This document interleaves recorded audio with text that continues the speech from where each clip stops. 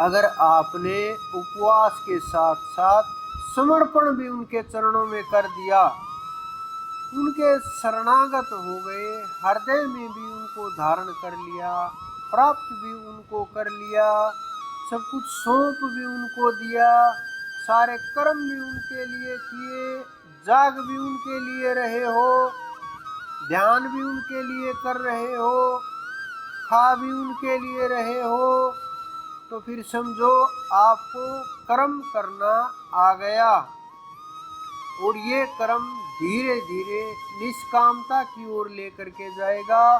निष्कामता आपके अंदर पैदा होगी, निष्काम कर्म करने लगोगे, और कर्म और अकर्म का जो खेल है वो टूटने लगेगा। अच्छे और बुरे, सुख और दुख, अच्छाई और बुराई, ये सब कुछ समाप्त होने लगेंगी। क्योंकि जाएंगी तो दोनों चीजें जाएंगी, एक नहीं जाएगी कि बुराई बुराई चली जाए, अच्छी अच्छाई रह जाए, ऐसा नहीं हो सकता। तो जितना उस परमात्मा ने शरीर दिया है, जितना आप लोगों के ऊपर कृपा बरसाई है, जो आपको मानव का शरीर दे दिया, कितनी बड़ी कृपा कर दी। आपके अंदर इतना सामर्थ्य दे दिया कि परिवार ने आपको पढ़ा दिया, आपको सिखा दिया, आपको समझने लायक बना दिया। आप ग्रंथों को भी पढ़ सकते हो, सही गलत को जानते हो, पाप पुण्य को भी जानते हो, और सब कुछ पता है कि क्या करना चाहिए क्या नहीं करना चाहिए। जब इतने समझदार हो गए तो थोड़ी सी समझदारी और दिखा दो, उस परमात्मा के शरणागत हो जाओ। और जब आप उसके शरणागत हो जाओगे तो दुख भी उसका होगा, सुख भी उसका होगा, और आपका आनंद कई हजारों गुना बढ़ जाएगा। आपका जो जिम्मेवारी का जो ये चल रहा है कि हाँ ये जिम्मेवारियाँ, वो जिम्मेवारियाँ, ये करेंगे, बच्चों को पढ़ाएंगे, पैदा करेंगे, उनकी सेवा करेंगे, ये कर्तव्य निभाएंगे, अब ये जिम्मेवारी बची है, नई ये जिम्मेवारी आ जाएगी। ये जो चीज़ें हैं, इनसे फिर आप थोड़ा थोड़ा हल्का महसूस करने लगोगे। ये नहीं कि आप काम करना बंद कर दोगे या इन चीज़ों से दूर चले जाओगे या कर्म से भागने लगोगे। उन्होंने कर्म से भागने का ना उपदेश दिया ना संदेश दिया। वो कर्मयोगी हैं और आप लोगों को भी कर्मयोगी ही बनाते हैं, लेकिन हम उनकी पर्दा लेकर के, आड़ में खड़े हो करके, उनका नाम लेकर के हम बचते हैं उन कर्मों से। और जितना हम उनके कर्मों से भागते हैं उतना ही हम समर्पण से दूर जाते हैं। तो हम उस परमात्मा के अंदर कमियां ना खोज करके, बुराइयां ना खोज करके जब समर्पण करेंगे तो फिर वो हमारे अंदर कमियां नहीं देखता, वो तो बस अपना लेता है, आपके हृदय के अंदर प्रकाश कर देता है और थोड़ा सा जागृत कर देता है। तो आप जीव भाव से उठ जाते हो, आपको उनकी लीलाएं भी समझ आने लगती हैं, रहस्य भी खुलने लगते हैं। उस परम तत्व के अंदर इतनी ताकत होती है, करोड़ों करोड़ सिद्ध उनके एक एक अंश में घूमते रहते हैं। जिनको आप बहुत बड़ा मानते हो, अवतार ब्रह्मा विष्णु महेश मानते हो, वो उस परमात्मा के अंदर एक रोम के अंदर घूमते रहते हैं। ऐसे करोड़ों करोड़ विष्णु वहाँ घूमते रहते हैं। उनको इस प्रकार से, जैसे आपने इस संसार के अंदर रैलियां देखी होंगी, बड़ी भारी भारी नेताओं की, बड़े बड़े महंतों की, बहुत लाखों लोग, करोड़ों लोग इकट्ठे हो जाते हैं। तो वहाँ जिस प्रकार से कोई किसी को पूछने वाला नहीं है, कोई भूखा घूम रहा है, कोई प्यासा घूम रहा है, कोई किसी की गाड़ी खो गई, किसी का कुछ हो गया, किसी का कुछ होगा, उसी प्रकार से वहाँ इतने ही ये जिनको हम श्रेष्ठ समझ के पूजा पाठ करते हैं, इतने ही करोड़ों की संख्या में घूम रहे हैं और इसी प्रकार से वो सर्कल में चक्कर में घूमते रहते हैं, आते जाते रहते हैं।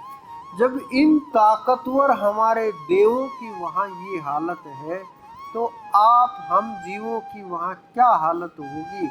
आप स्वयं अपनी ताकत से, अपने भाव से और भक्ति से इन बातों को तोलना कि हम उम्मीद करते हैं कि कान्हा जी आए और हमारी गोदी में बैठ जाए। सोचो, वो कान्हा जी पाना इतना आसान नहीं है। वो इतना, जितना आपने सस्ता मान लिया, जितना आप समझ लिया कि ये तो कान्हा जी है और मैंने ले लिया और ये मेरे हैं, इतना आसान नहीं है उस तक पहुंचना।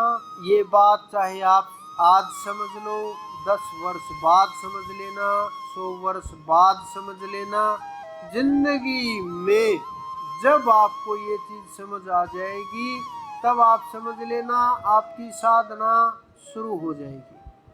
नहीं तो आप कितना भी भागते रहो इस संसार से कितना भी दौड़ते रहो, ना ये भाग दौड़ खत्म होगी, ना सृष्टि का ये चक्कर टूटेगा, ना ये आपका जो 84 का चक्कर चल रहा है ये छूटेगा। बार बार यम की मार पड़ती रहेगी। हम वहाँ रोएंगे, चिल्लाएंगे, पछताएंगे कि आगे जाऊंगा, जब इतना भजन करके आऊंगा, यम तो देखते ही खड़ा हो जाएगा। लेकिन यहाँ आएंगे फिर वहीं फंस जाएंगे, यम को तो भूल जाएंगे, सोचेंगे वो तो बाद में कर लेंगे, पहले थोड़ा काम कर ले, पहले 4 काम निपटा लें, वहाँ तो फिर चलेंगे, फिर देख लेंगे, बहुत उम्र पड़ी है। इसी प्रकार से हम संसार के कामों के अंदर, विषय विकारों के अंदर भूल भूल करके, भरम भरम में फंस करके ये जीव की बुरी दुर्दशा हो गई है, जिनको आप बहुत बड़ा सुख मानते हो। इससे बड़ा सुख नहीं हो सकता, वो सुख कुछ है ही नहीं।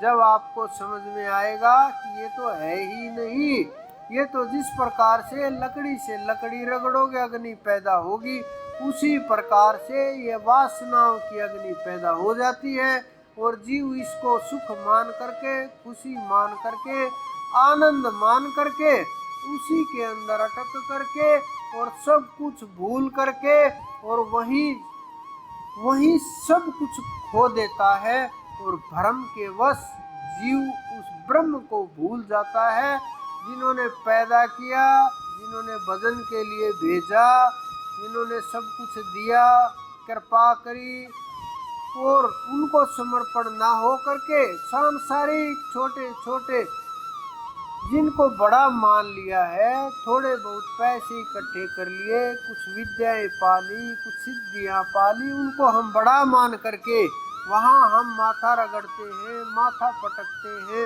लंबे लेट लेट करके प्रणाम करते हैं। कुछ हासिल नहीं होगा वहाँ, क्योंकि जिन्होंने समय खोज नहीं की, समय प्राप्ति नहीं की, हमने जब समय उनको नहीं पाया, अनुभव नहीं किया, जब खोज नहीं हुई, जब हम उसके हुए ही नहीं, तो फिर किस प्रकार से वो हमारा हो सकता है। तो सबसे पहले आप जिस उद्देश्य से यहाँ आए हैं कि कुछ देर के लिए सुनेंगे, दर्शन होंगे, कुछ सीखने को मिलेगा, कुछ जानने को मिलेगा, तो उसका जो उद्देश्य है वो परमात्मा की प्राप्ति है, ध्यान है, सुमरण है और समर्पण है। जब आप ये करोगे, जो आपने जितना समय लगाया, आज कुछ लोग बिना पानी के बैठे हुए हैं, तो वो हर समय उनका ध्यान कहाँ लगा हुआ है, अपने अपने ध्यान को देखो बैठ करके कि हमारा ध्यान आज पूरा दिन कहाँ कहाँ गया। संसार के अंदर जब हम कार्य कर रहे थे तब कितना ध्यान था, आज कितना ध्यान है, सुबह कितना ध्यान था, दोपहर कितना था, शाम को कितना है, अब कितना चल रहा है। हम किस चीज़ का इंतज़ार कर रहे हैं, किसके लिए हमने ये भोजन सब कुछ छोड़ रखा है, उसके लिए जो न कभी पैदा होता है, न कभी मिटता है, न आता है, न जाता है, वो पूर्ण तत्व जिसको हम दिनों के अंदर, तारीखों के अंदर, पुस्तकों के अंदर, गुणगान के अंदर